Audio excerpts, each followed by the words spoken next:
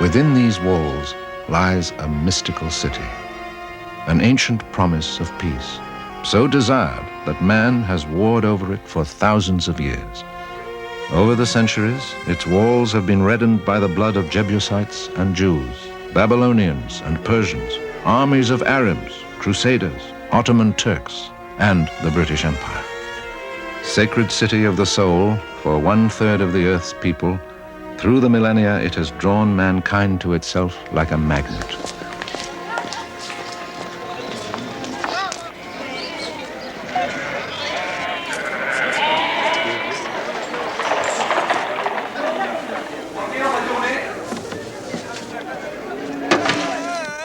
To all who live, work, and visit here, this is more than a city.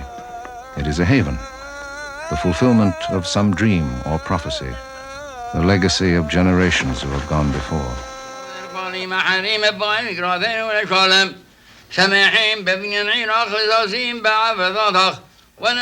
For this man and his family, coming here was the consummation of a promise made 2,000 years ago. This man came here as an orphaned boy and found a miniature version of his lost nation. What messages, what letters? The dark shadow of Hitler's armies advancing across Europe drove this man on a path that led to the discovery of his roots in the very earth beneath his home. The magnetism of the city's holy places is so strong that this man risked losing his own family to come here. Proud inheritor of a name that has lived in this city for 1,300 years, this man's life bridges past and future. From near and far they have come, searching for refuge, for their pasts, and the meaning of the present.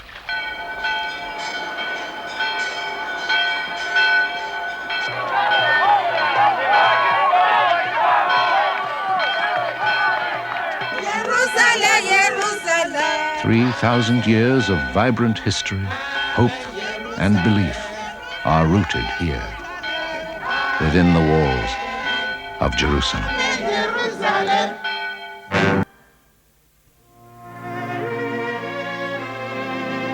Jerusalem. Within these walls, in the tiny enclave that is the old city, some of the greatest dramas in the history of mankind have been enacted. This is a story of that city, crucible of the world's 3 great monotheistic religions, symbol of peace in an area of turmoil and upheaval. It is a story of peoples of profoundly different cultures who struggle to maintain those differences. People who have fought each other, but now live side by side in sometimes uneasy coexistence.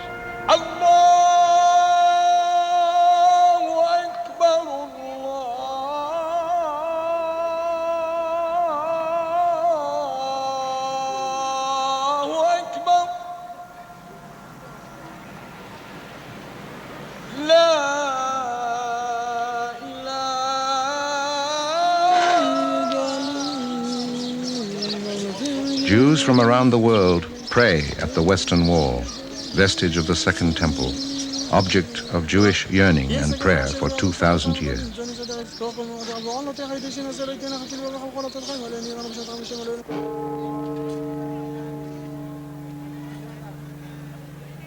Here, built on the sites where tradition says Jesus spent his last moments on earth, was crucified and entombed, is the Church of the Holy Sepulchre. Most holy of shrines in the Christian world, this church has attracted pilgrims since the time of Constantine the Great.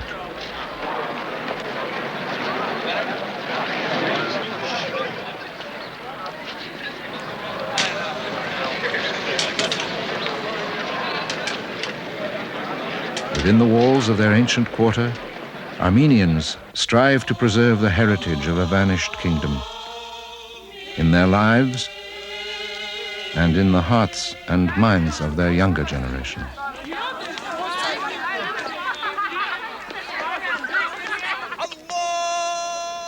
Consecrated under this dome is the sacred rock, where tradition says Abraham prepared to sacrifice Isaac, over which the ancient temples of the Jews were built, from which Muslims proclaim Muhammad journeyed to heaven. This tumult of people and history intersects in the labyrinth of the ancient bazaars.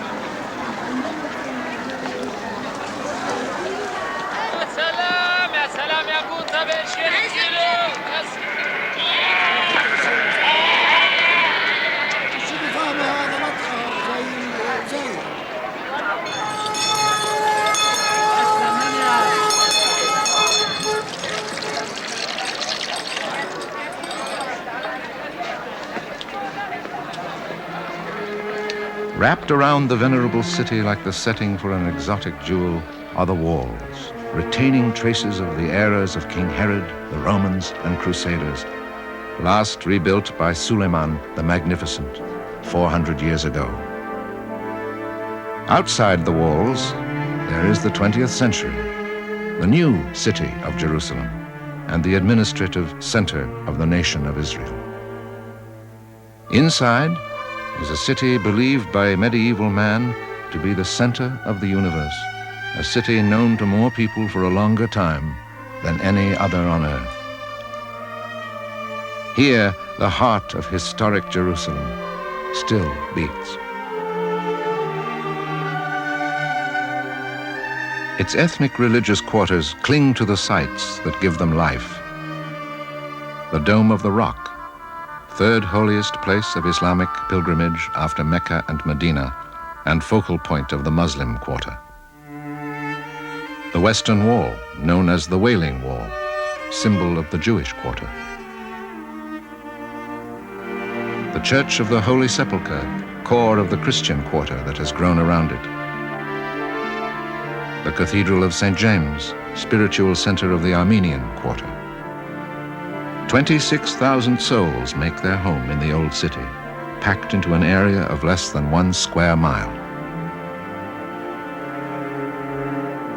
Their story began 3,000 years ago, when King David bought the threshing floor on this hill as the site for the temple of the Jews' one God. Having subdued the Jebusites, he transformed their city into the capital of the United Kingdom of Israel and thrust Jerusalem center stage in a drama that continues to this day. Once a royal center of impressive structures and massive fortifications, the city of David has begun to reveal its past to archaeologists under the direction of Dr. Yigal Shiloh of the Hebrew University. David made this city more important than others by choosing this location to become the capital of Judea at the south and Israel at the north. The residential area of David's capital probably looked much like this village of today. Urbanization undoubtedly began here because of the presence of the spring of Gihon, a constant source of water.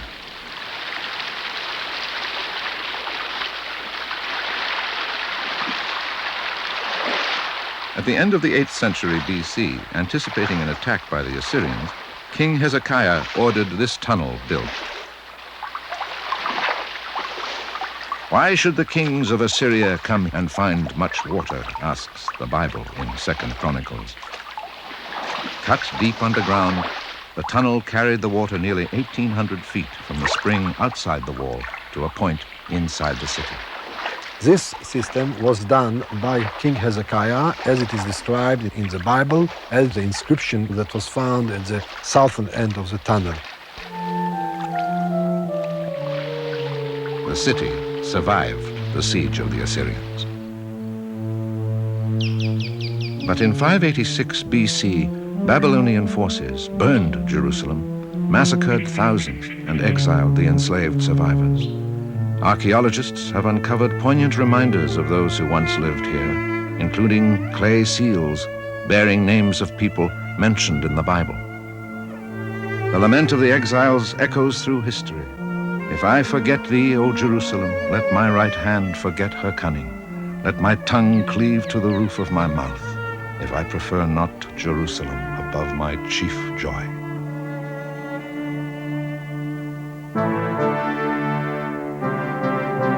A half-century later, the Persians defeated the Babylonians and allowed the Jews to return. The second temple rose on the site of the first.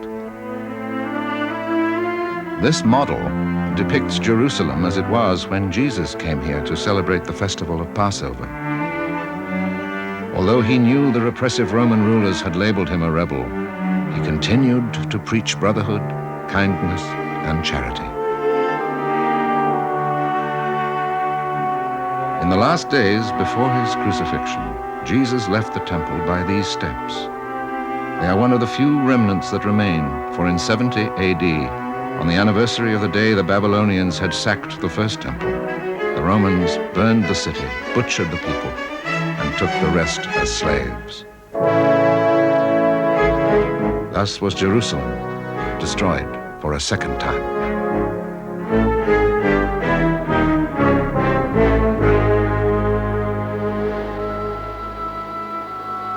"600 years later, according to Muslim belief, Muhammad departed for the throne of God from the sacred rock of Jerusalem where the temple had stood.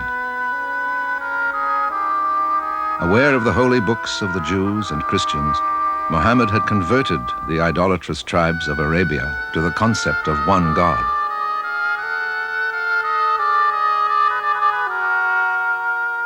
Only 6 years after his death, an army of his followers stood at Jerusalem's gates, claiming the city as their own.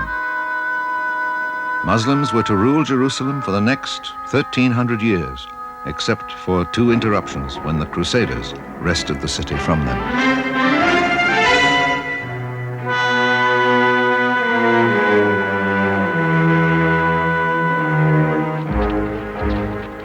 In the 20th century, the flame of war again flared in the Holy Land.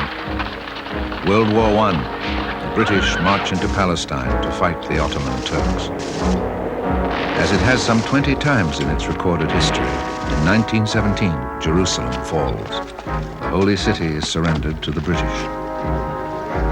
Mindful that Jesus had walked into Jerusalem, General Sir Edmund Allenby humbly enters Jaffa Gate on foot.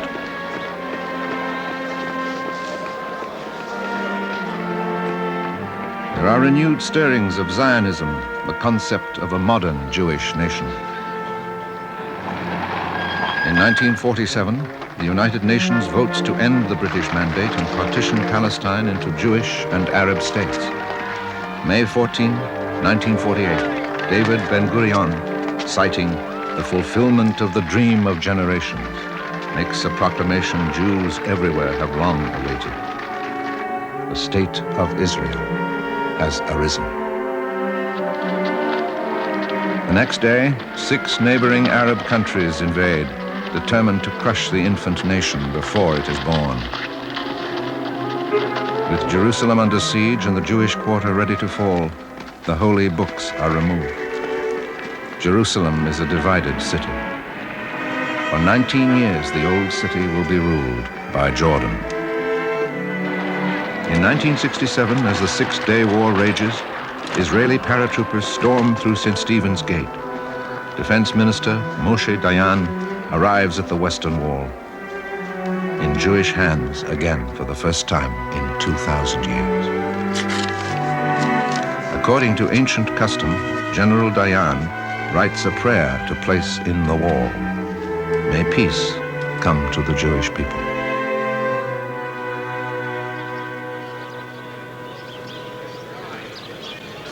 Today, a fragile peace reigns in the walled city. The Supreme Muslim Council has remained in charge of the Dome of the Rock. The Israelis reclaimed the Western Wall, cherished relic of their lost temple. Jews from more than 100 cultural backgrounds have come to live in their ancient capital. Many are Ashkenazi, from Europe and the Americas. The rest, Sephardic and Oriental Jews, are from Mediterranean regions, the Middle and Far East.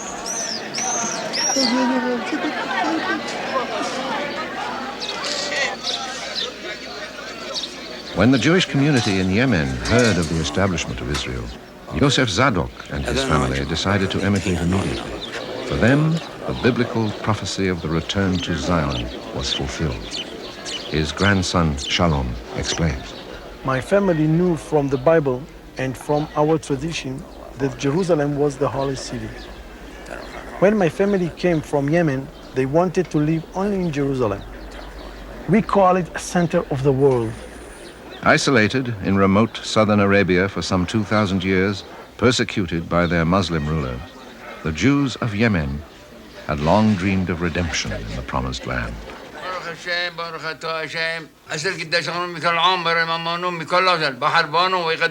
They clung to their beliefs and kept the ancient observances in their purest form.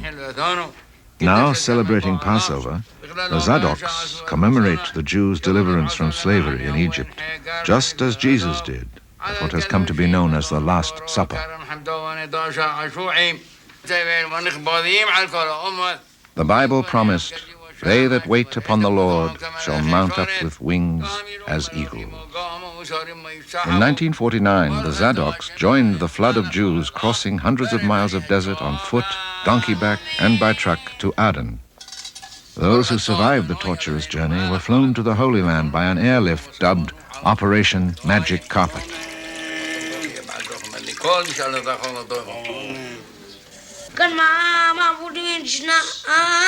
دخل أركب أخلا وكان صوت عظيم باموس ولا شلون ما ترجع ودي ماكو ما نشتسنو الليل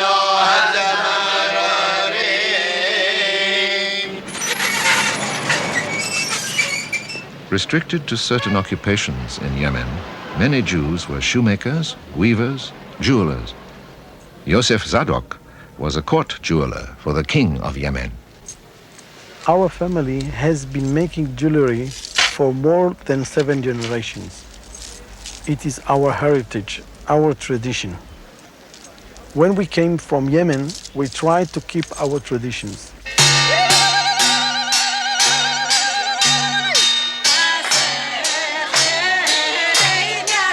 Most of the Yemenite brides in Jerusalem use our wedding dress and jewelry. The bride of European ancestry carries on her groom's family tradition. She wears the elaborate jewelry and costume the Zadoks lend to bridal parties for a ceremony called the henna that accompanied every Jewish wedding in Yemen. ראית כמה טבעת? היא אמרה לי, היא ענתה לי שרשרת, הרבה שרשרת, ותראי כמה טבעות.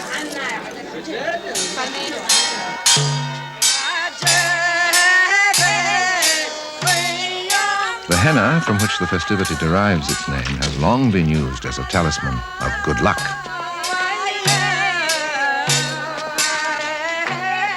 If the henna applied to the hands of the bride and groom remains in the morning, their wedding will take place.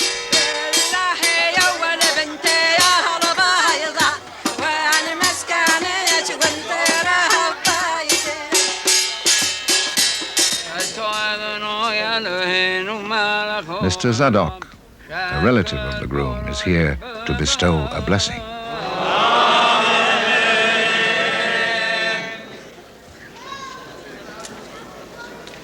Beginning a life together, this young couple shares the rich heritage of their combined European, Oriental, and Israeli culture.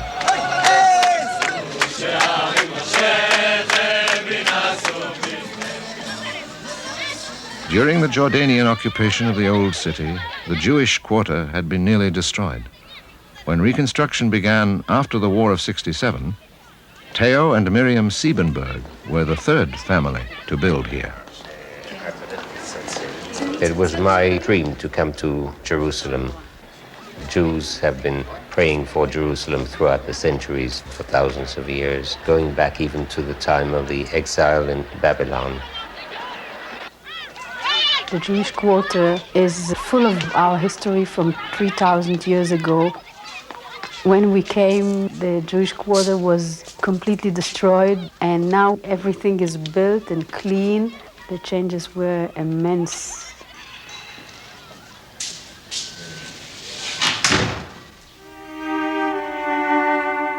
was born in Antwerp, Belgium. My family left Antwerp on May the 11th, 1940. That's one day after the Germans marched into Belgium. As the Nazi horror swept across Europe, the Siebenberg family fled, first by car, finally even crossing mountains on foot. Always fearful and in hiding, for months the refugees traveled against the tide of invaders until they made their way to safety. After the war, as the Jewish people struggled to create a homeland, Theo joined the underground. Eventually, he made his way here. Like all Jews born in Israel, Miriam is known as a Sabra. My parents came from Warsaw, Poland. I was born in Tel Aviv, and I went to regular school and then to high school. And after high school, I went to the army, like all the Sabras in Israel did. I thought I'd never leave the army. I liked it so much. Miriam and Theo met at a party 20 years ago. Today, they often entertain visiting dignitaries, drawn by the remarkable discoveries the Siebenbergs have unearthed. When Theo and Miriam completed their house in 1970, archaeologists were digging all around them in the Jewish quarter. Fired by the dramatic finds being made, Siebenberg determined to build a museum beneath his home. As workmen removed 3,000 years of accumulated debris, tangible links with those who had lived on this site through the millennia began to emerge. These stones here are each made out of one large block of stone. There are sections actually of the aqueduct that passed here 2,000 years ago and which brought water into the city of Jerusalem.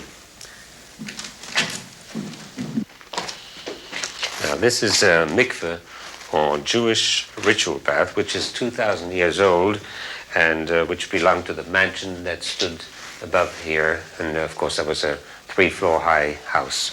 The home probably burned when the Romans sacked Jerusalem in 70 AD. Now if you look down here, these rooms that you see down below, they're hewn out of solid rock about 3,000 years ago. That's roughly King Solomon's time. The openings that you see here were called the nefesh, or the soul. The soul would actually rise out of these openings, and there was on top of this a pyramid-shaped stone structure, which was the permanent abode of the soul. For Theo Siebenberg, each discovery provided palpable contact with the past and his people.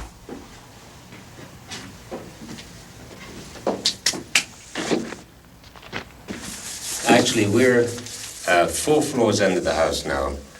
I find this probably the most exciting part of the excavation. Actually, we're standing in a room which goes back thousands of years, and you can almost feel the presence of the people who lived here at that time, you know, King Solomon's time, King David's time. This is a machine gun which was used in the War of Independence in 1948. The same week I found this, I was excavating 3 floors lower at the other end of the site, and I found this arrowhead of the war against the Romans in the year 70 of the Common Era. So you have this whole span of wars, right?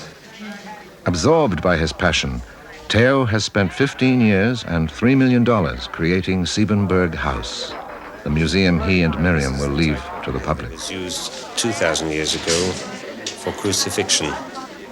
When you think of it, now you take this inkwell, you wonder what letters might have been written by the owner of the house, writing from These this. artifacts will enable future generations to experience their connections to ancient Jerusalem. This here actually is carbonized wood from the fire of this house 2,000 years ago when the house was destroyed.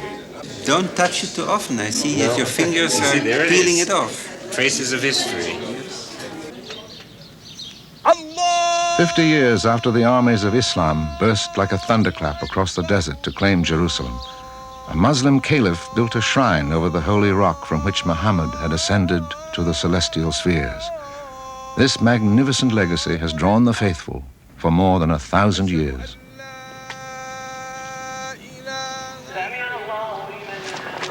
Now, during Ramadan, the Muslim holy month of fasting and atonement, thousands of pilgrims journey to the Old City for one of the Islamic world's most important religious observances.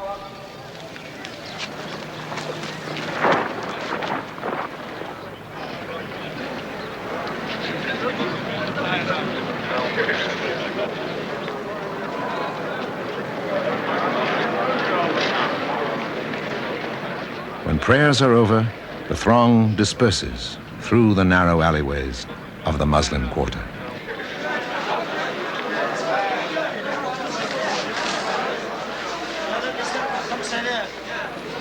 The family of Khalil Haldi has lived in the Holy Land since the day 1300 years ago when his ancestor rode into Jerusalem at the head of a column of Islamic warriors. Khalil has a shop in the Muslim quarter where he repairs furniture and antiques. He specializes in mother-of-pearl inlay. His neighbor, a blind oud player, stops by to pick up the instrument that Khalil has repaired for him. أنا خلصت لك العود ها أما طلع شو على كيفك الله ربي افتح تفضل شوف كانوا المفاتيح مش نافعة أنا عملت لك مفاتيح جداد منيح صوته لأنه أنت جبت لي العود كل الصدف هذا كان رايح هيني أنا عملت لك إياه شايف لا يا أبو سيمون ما أنت يا شيخ عزيز علينا والله. Through the centuries, his family has provided a succession of scholars to Jerusalem's Muslim community. Among their proudest achievements and possessions is the Haldi Library. Founded in 1900, it consists of their combined private collections, 6,000 books and manuscripts in Arabic, Persian, English, French, and Turkish.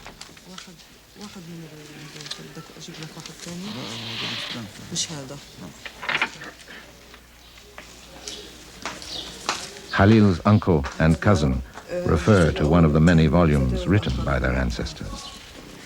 My family came to Jerusalem with the Islamic liberation on the year 636 DC, 15 Hijri. My family lived in Jerusalem all its time, but they were forced to Nablus for 88 years when the Crusaders occupied the city. They returned back to Jerusalem with the famous Islamic leader Salah ad-Din al-Ayyubi. They were the political and the religious rulers of Jerusalem. With his cousin, he examines their remarkable family tree.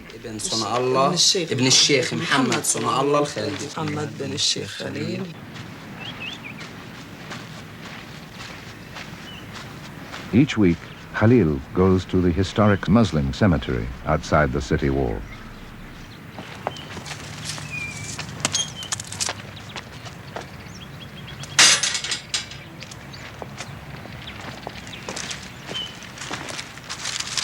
At the cemetery, I go to pray for my ancestor Muhammad Ali al-Khalid. He was the governor of Jerusalem in the year 1808. When I go to visit his tomb, I feel that I am standing in front of a great man with deep roots in this country.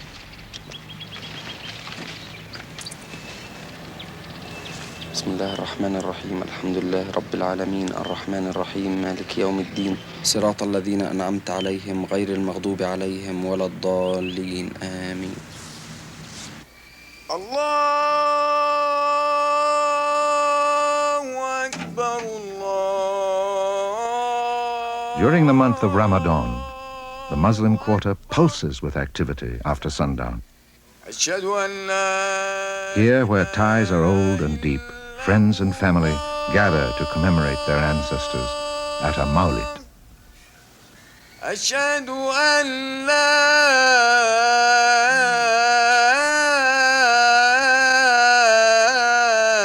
إله إلا الله.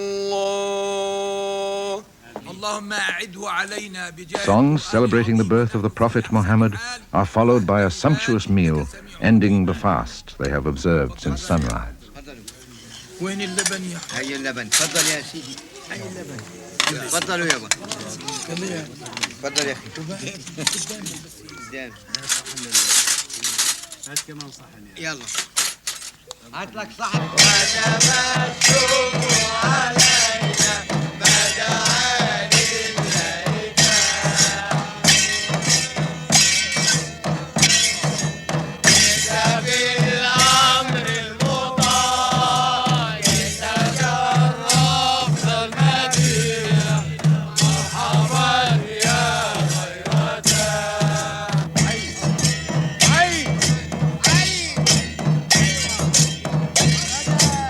Within the walls of the old city, the ancient traditions resonate across the ages, binding the people of the present with their treasured past.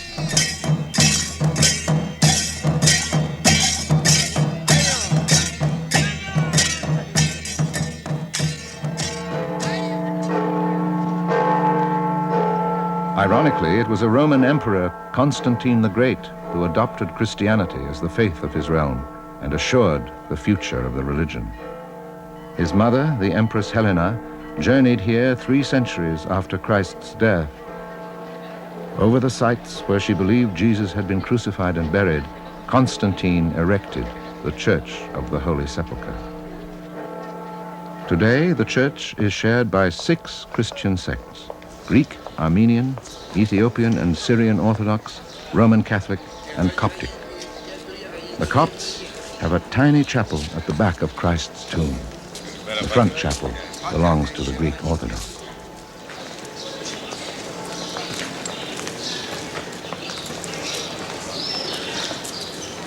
Among their holdings is the stone where Jesus is thought to have lain when he was taken from the cross.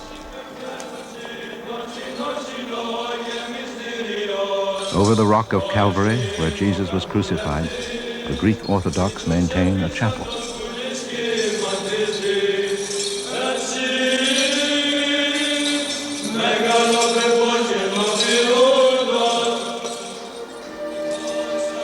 Deep in the church, near the base of the rock of Calvary, is an Armenian Orthodox chapel dedicated to St. Helena. Medieval pilgrims etched tiny crosses in the walls, leading to the place where Helena found what she thought was the true cross. Painted on the bedrock is a ship with the Latin inscription, "O Lord, we arrived." It indicates that long before this church was built, pilgrims journeyed here, believing this to be the site of the crucifixion.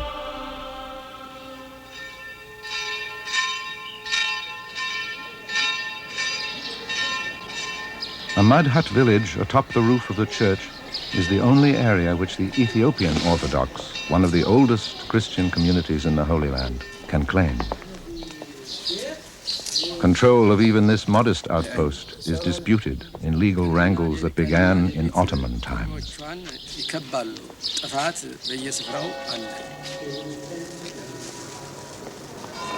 Intense rivalries between sects have long raged over rights to this most sacred of Christian shrines.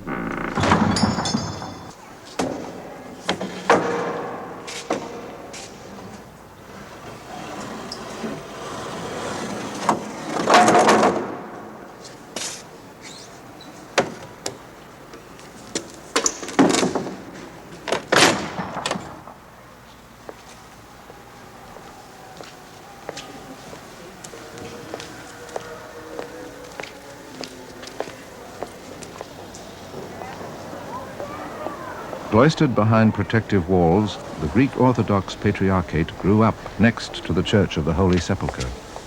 Its monasteries, chapels, and administrative offices form a body comparable to a miniature Vatican. As a boy, Father Timothy felt irresistibly drawn to join the monks who serve here. I decided to join the Brotherhood because I like the aims that the brothers have in front of them, to safeguard the holy places, to venerate them, to have them ready for every Christian to come also and venerate. Chief Secretary of the Patriarchate and Private Secretary to the Patriarch, Father Timothy recalls the path that led him here. When I was 14 years old, a priest came once to preach about Jerusalem. For me, that was the turning point of my life. I said, Jerusalem is the place I'm going to be a priest. My parents wouldn't even listen to that. At last I said, if you are not going to help me, I will never call you mother and father again. Finally, they decided to sign my passport. Then I came here. I said to myself that I should stay in Jerusalem for life.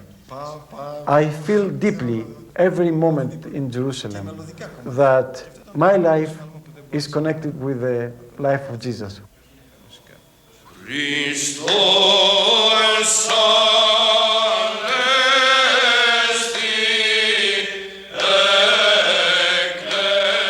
Timothy attended the seminary as a young man. Like this generation of seminarians, he left his native land to dedicate his life to the holy shrines of Jerusalem.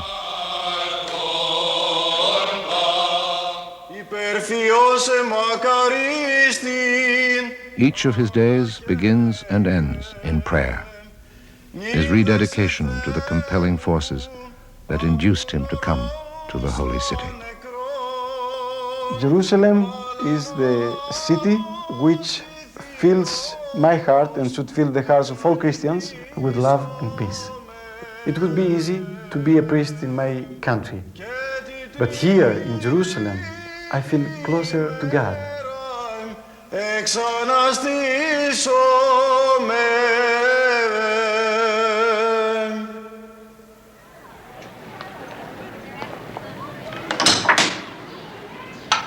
Sequestered behind a huge gate that is unlocked each morning and locked again each night, the Armenian quarter has existed for nearly 1,000 years. Life within still centers around the 12th century cathedral of St. James. A reminder of the days when the Muslim rulers forbade the ringing of church bells. The striking of this pank announces services.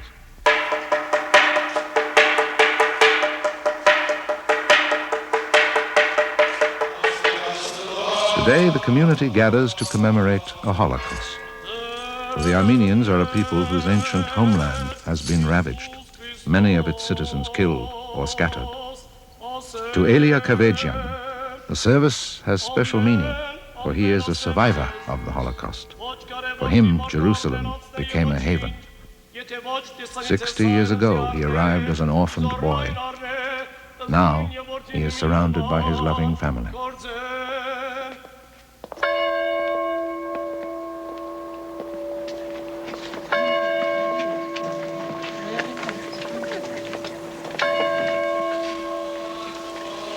Survivors lead the solemn procession to the Armenian cemetery. They are living reminders of 1,500,000 who perished.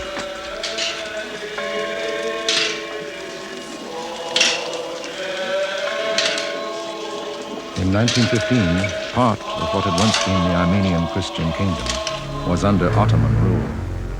Labeling the Armenians infidels and a dangerous foreign element, the government began to kill their intellectuals. Life had little value, as this magazine caption illustrates. $5 buys a pretty Armenian slave girl. Describing their policy as the displacement of the Armenian population, the Ottoman Turks drove them on forced marches into the Syrian desert. The road was the path of death by disease, massacre, and starvation.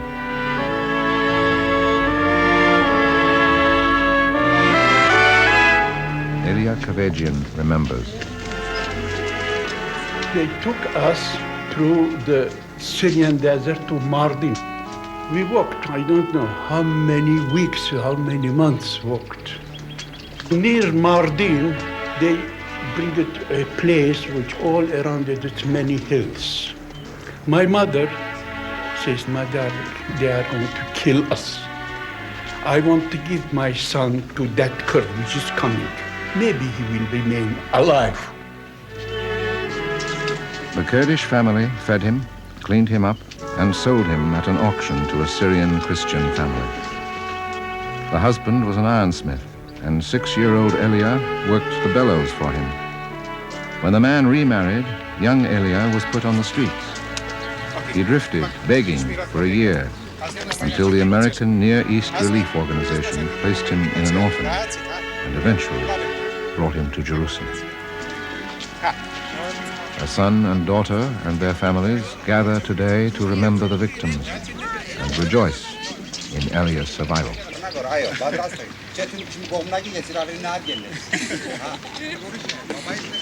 Kavajian learned photography in the orphanage. He owns a photo supply store, custom laboratory, and portrait studio. 1 minute. Let me take away from the object. طلع هون حبيبتي. هون بسمي. ايوه. واحد. بسمي اضحكي هون. طلع علي. بسمي. سمايل. ايوه. ايه. اتش. Although the family now resides outside the old city, its life still revolves around the Armenian quarter. Here, as their parents did, Kavajian's grandchildren learn Armenian culture, language, history, and geography. To prepare for life in Jerusalem, the children are also taught Arabic, Hebrew, and English. I am opening the door, I am shutting the door, I am opening the window, I am shutting the window, I am knocking on the door, I am pointing to the wall.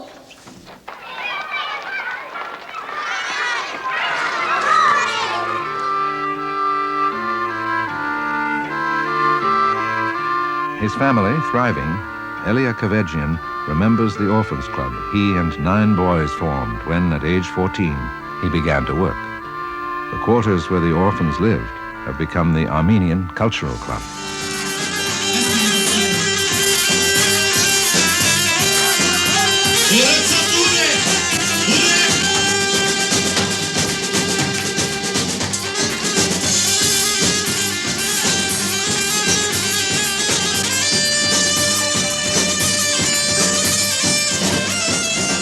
For Elia, Jerusalem has provided a refuge of warmth, friendship, and opportunity. In his words, this is the happiest time of my life.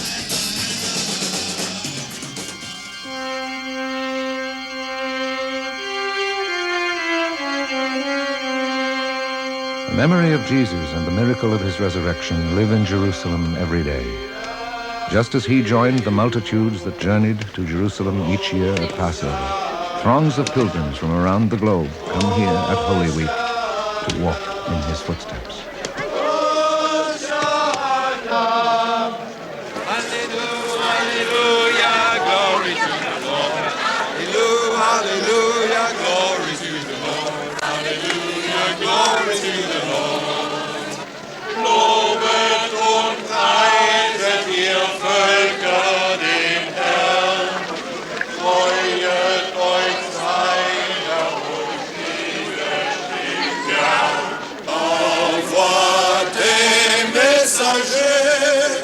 Pour qu'il chante ta gloire, Alléluia.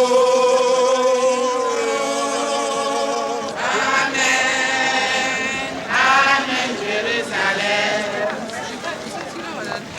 Amen, Amen, Jérusalem.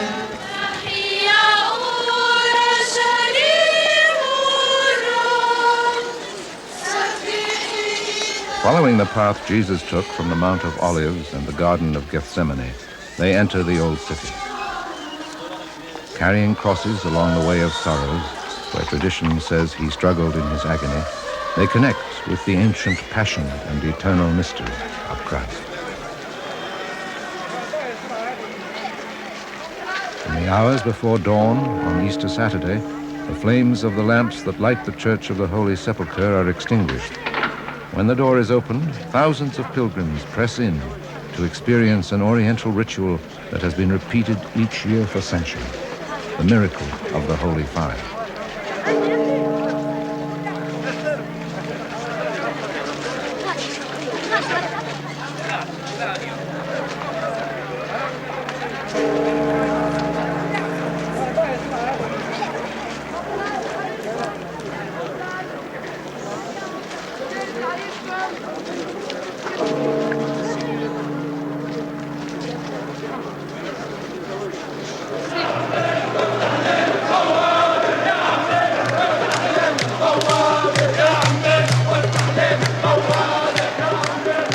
the Greek Orthodox Patriarch arrives escorted by Father Timothy and columns of monks.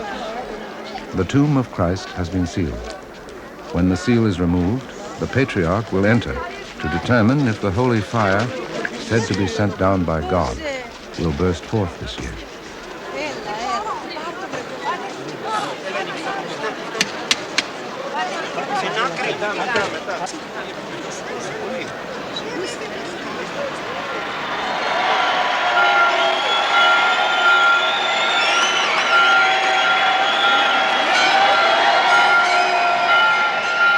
Symbol of Christ's resurrection, the holy flame is passed to the exultant crowd.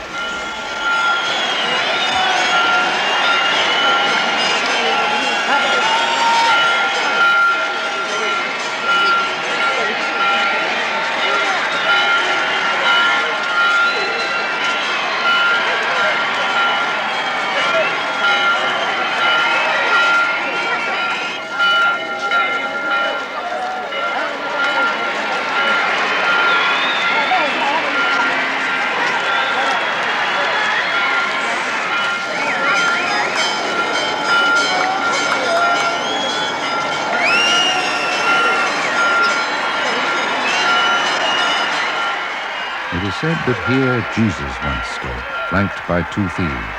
Here he was crucified and rose again. In the precincts of the church that commemorates those events, the hearts of the believers are illuminated by the flames of faith.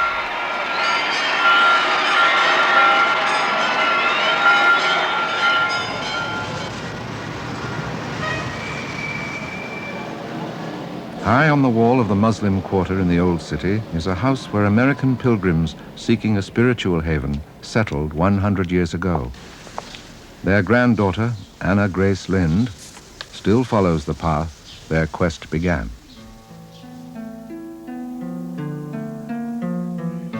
Her grandmother, Anna Spafford, survived a shipwreck that took the lives of her 4 daughters. Later, when a son also died, her husband wrote, "Jerusalem is where my Lord lived, suffered, and conquered. And I too wish to learn, especially to conquer." Like her mother and grandmother, Mrs. Lind has dedicated her life to serving the needy of Jerusalem. Since 1967, she has administered the Spafford Children's Center, which provides prenatal and baby clinics for mothers and children who might otherwise go without these services.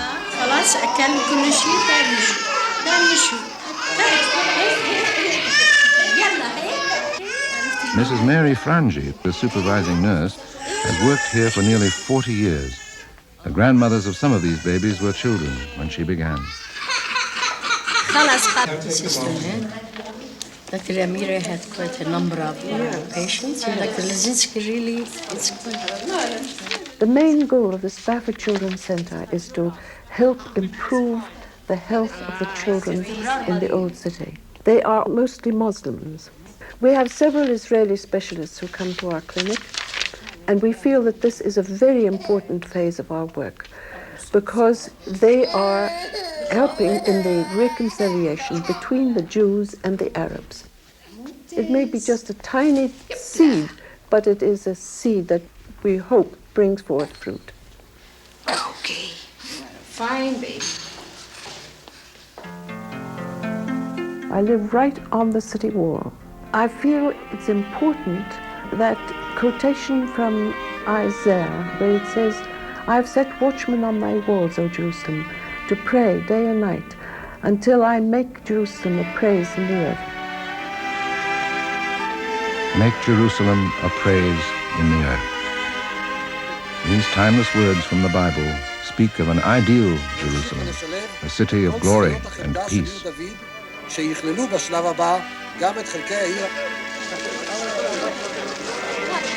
In 1985, the City of David Archaeological Garden is opened. Amid tangible proof of its biblical past, Mayor Teddy Collis has come to speak of Jerusalem in our time. Pragmatic and sensitive to human needs, this remarkable man has retained his office through the combined votes of both Arabs and Jews. But we are living in a time when people want evidence. They want to see, they want to touch what they believe in, and not only believe in the abstract. Jerusalem is a place where meanings survive, where names survive. In Jerusalem, everybody has a religion. That doesn't mean that everybody goes to synagogue or church or the mosques, but people believe in things.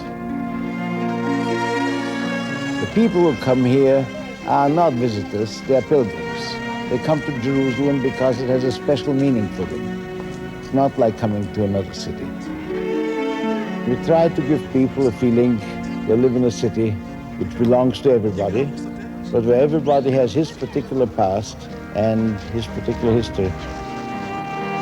Everybody who lives in Jerusalem tries to link up with the past. Jews, Christians, Muslims. The most important thing about Jerusalem is its people in their variety. It should remain in that variety and should protect that variety. The people who live here, they are the factor that is most important.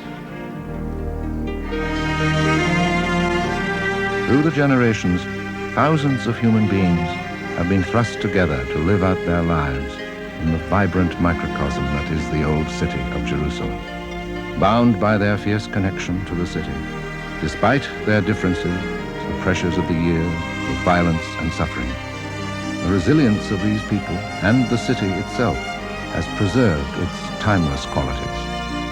Even in our era of materialism and uncertainty, the concepts of love, rebirth, brotherhood, and peace still shine forth from within the walls of Jerusalem.